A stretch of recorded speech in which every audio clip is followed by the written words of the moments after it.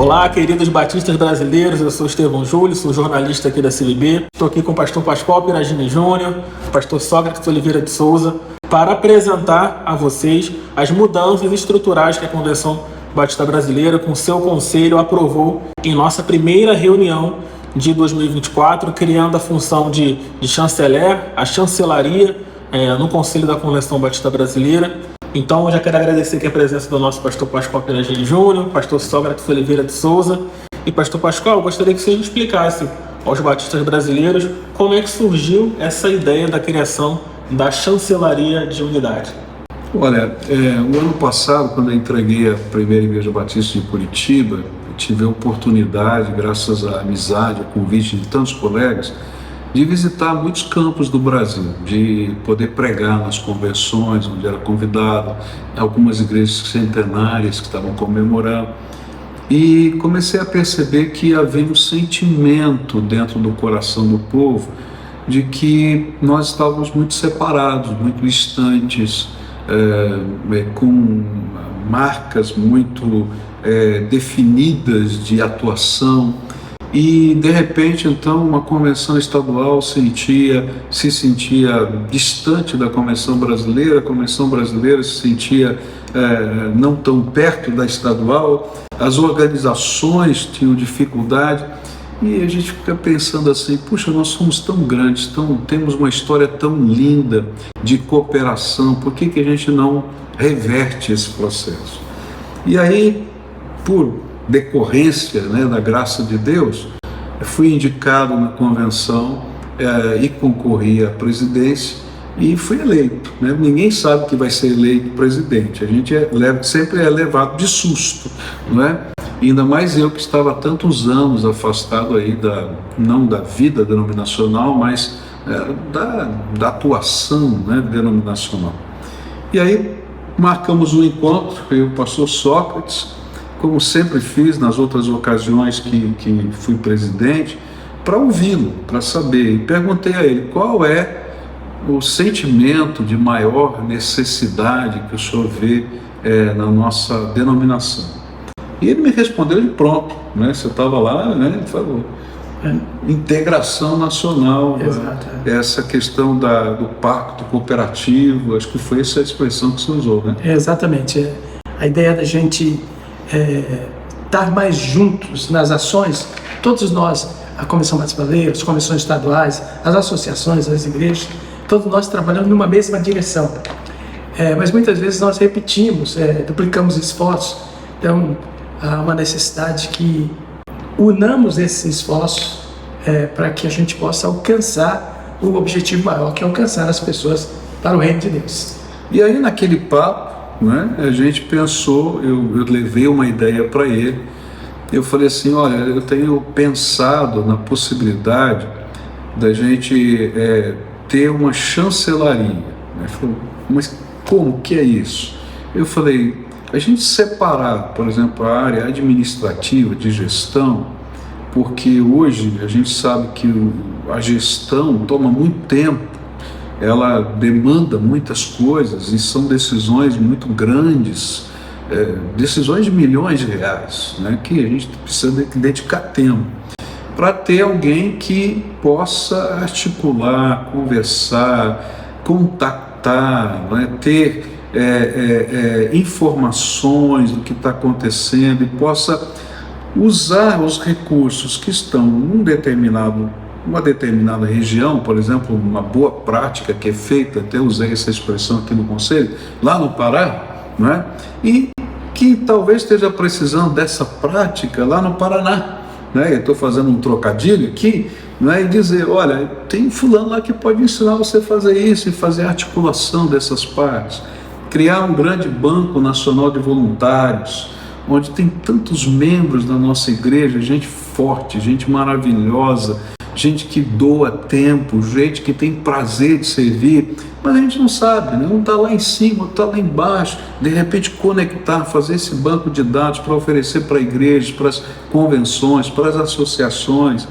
E aí começamos a sonhar, e eu perguntei para ele: você topa entrar nessa? Quanto tempo você precisa para pensar a respeito disso? Porque eu acho que a gente precisa ter isso. E aí, você me respondeu, como é que foi? Estou pronto. Na mesma hora. Foi, não preciso de tempo nenhum.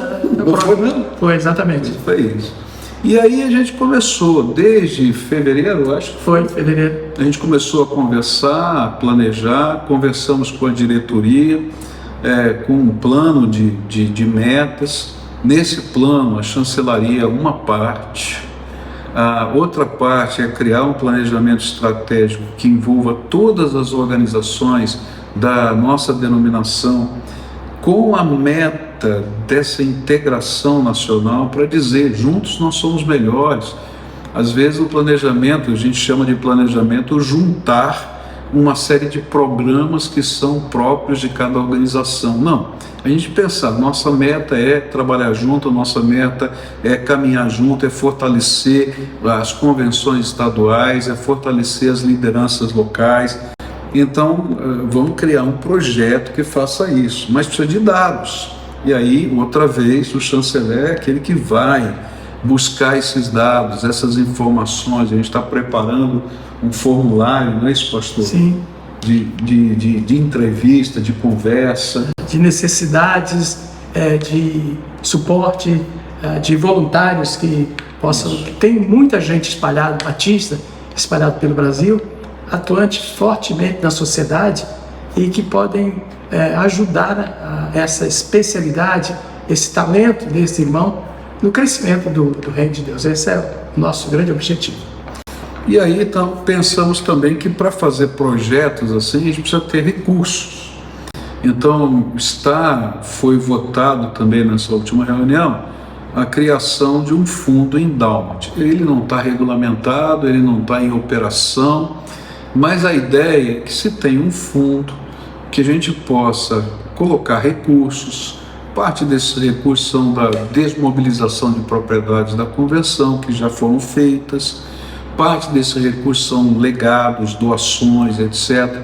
De tal maneira que a gente pudesse ter esse fundo aplicado e o rendimento desse fundo pudesse ser investido em toda obra batista, independentemente que se é dirigida pela CBB, pela Convenção Estadual, enfim, mas que fosse aplicada nessa obra batista. Alguns a fundo perdido, não é? Mas que sejam projetos estratégicos para o avanço do reino, outros na forma de financiamento, para esse fundo também não deixar de existir, não é? E a gente pudesse, então, de fato, mostrar que a cooperação denominacional não é a via de uma mão só, onde a CBB pede coisas, mas ao contrário, onde a gente juntos faz coisas, juntos planeja coisas, juntos sonha coisas, porque essa é a essência da cooperação, né? A cooperação não é você ganhar ou perder, mas é a gente ganhar juntos, porque nós somos um time. E aí pensamos justamente no pastor Sócrates, e alguém vai perguntar por quê, né? Tem muito boato, muita gente falando um monte de coisa aí, né? Mas porque nenhum chanceler de nenhuma organização no mundo é uma pessoa que está desvinculada à imagem da organização. Geralmente são ex-diretores, são ex-executivos que assumem essa função de relações públicas, de levantamento de recursos. Recentemente, por exemplo, o endowment de uma grande universidade do Harlem, né, anunciou que ganhou uma doação de uma médica, né, negra ali do Harlem, que doou todo o seu patrimônio para lá, e com isso eles anunciaram que 10 anos de todos os alunos daquela faculdade de medicina não vão ter que pagar, porque esse endowment estava investindo nisso. Então, isso não se chega no primeiro dia, se chega através desse trabalho, dessa chancelaria, de contactar pessoas-chave, pessoas que possam nos ajudar a contactar igrejas, a contactar a denominação na sua capilaridade, e a gente então poder promover isso. Pastor Sócrates tem todas as credenciais para isso. 22 anos, 22, né, pastor? 22. 22 anos à frente desse conselho. mas não só à frente desse conselho, já teve como diretor de uma convenção estadual. Não foi isso mesmo? Foi antes de vir para cá. Antes de vir para cá, da Fluminense. Foi pastor de igreja. Tem uma história muito bonita dentro da denominação. E eu quero aqui falar publicamente, um homem que resolveu pepinos homéricos aqui durante a sua gestão. Não é? Alguém que conhece tudo. Não é? Então, tem todas as credenciais para ser esse chanceler. Nós não criamos uma nova estrutura, porque se fosse criar uma estrutura nova, a gente teria que mudar o estatuto, fazer todo esse negócio. Então, dentro da estrutura do Conselho, o chanceler trabalha debaixo do futuro novo executivo, mas numa função muito determinada que o próprio Conselho já orientou, que é essa que a gente acabou de falar. E aí, então, agora começa o processo para a escolha de um novo executivo. Para que esse cargo não fique vago, o pastor Sócrates continua nos ajudando nessa função ainda nos próximos 60 dias, até que a gente tenha toda a documentação organizada. Eu vou assumir interinamente, a palavra interino quer dizer provisório, e eu quero dizer para todo mundo, é provisório mesmo, porque a minha vocação é ser pastor. Eu não tenho outra vocação, eu gosto de gente, eu gosto de pessoas. Essa mesa aqui não me atrai nem um pouquinho, pode ter certeza. Mas tem que alguém ficar por enquanto. E começamos quase que imediatamente, ainda não tem um nome, não tem nada, a gente vai começar um processo de sucessão para o novo executivo. Mas nesse meio tempo, o pastor Sócrates já começa imediatamente a visitar os campos, a trabalhar, vai trabalhar muito. Perguntaram, pastor Sócrates, e eles vão perguntar: o senhor está com saúde para aguentar esse trampo? Com certeza. Tem certeza? Olha para todo mundo lá. Tá bom, com certeza, absoluto. Graças a Deus. Aleluia. Né?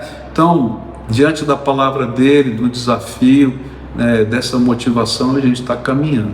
Pastor Sócrates, o que é que o senhor sonha aí? Eu sonho em ver cada vez mais a nossa denominação unida no objetivo que é alcançar vidas para o reino de Deus.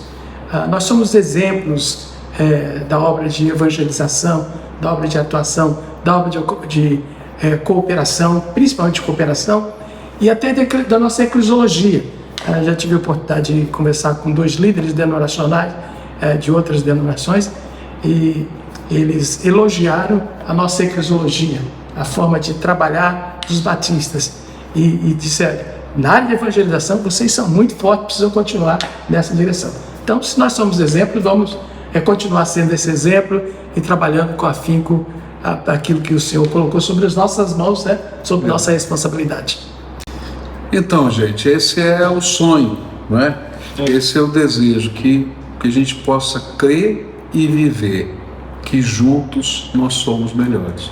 Fala aí, pastor. Juntos somos melhores. Fala aí. Juntos somos melhores. Juntos somos melhores.